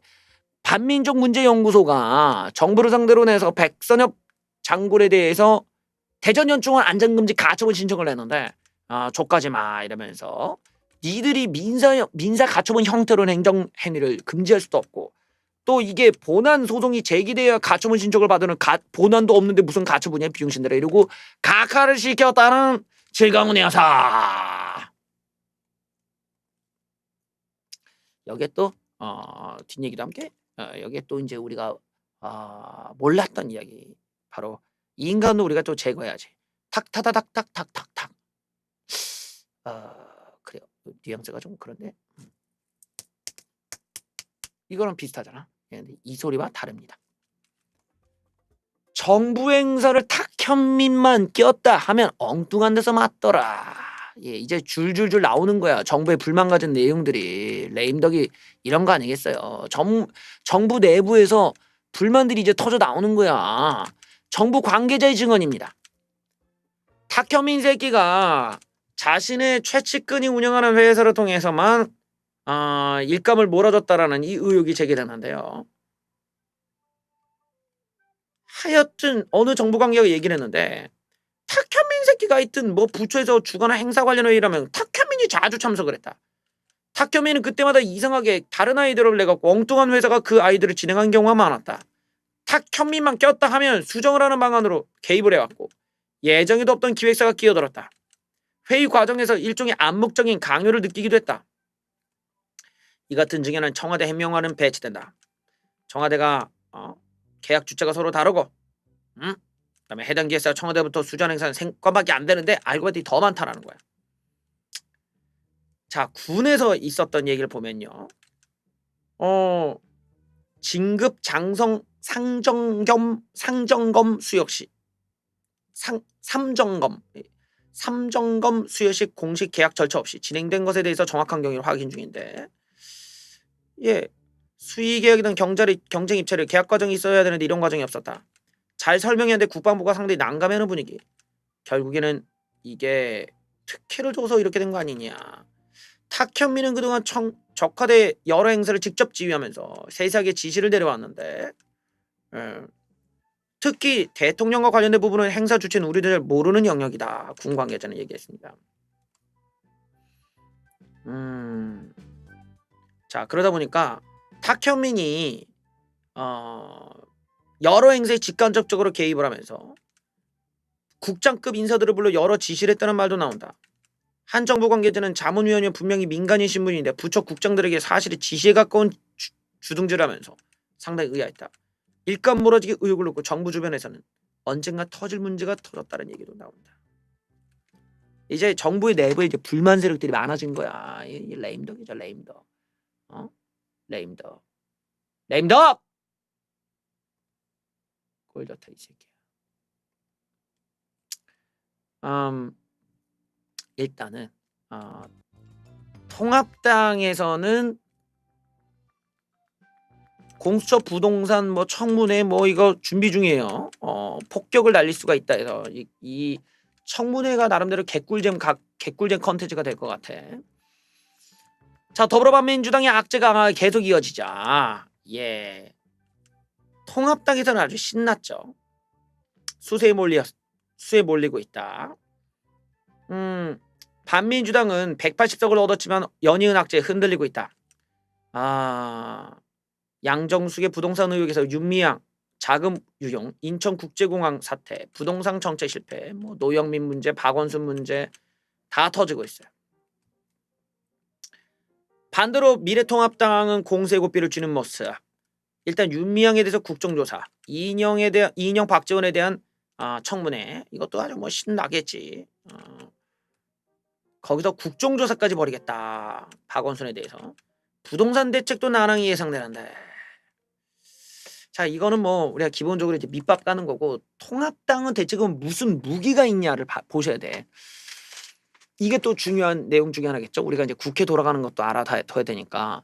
통합당은 대체 뭔 무기가 있냐라는 거야. 통합당에 있어서도 얘네들이 우리가 뭔가를 가져와야 되는데 뭘 가져올까를 고민했는데 법사위원을 쟤네가 가져가 버리니까 통합당에서 머리를 굴린 거예요. 그래서 이건 내놔 해갖고 받아온 게 있습니다. 그게 뭔지 지금부터 알아보시죠.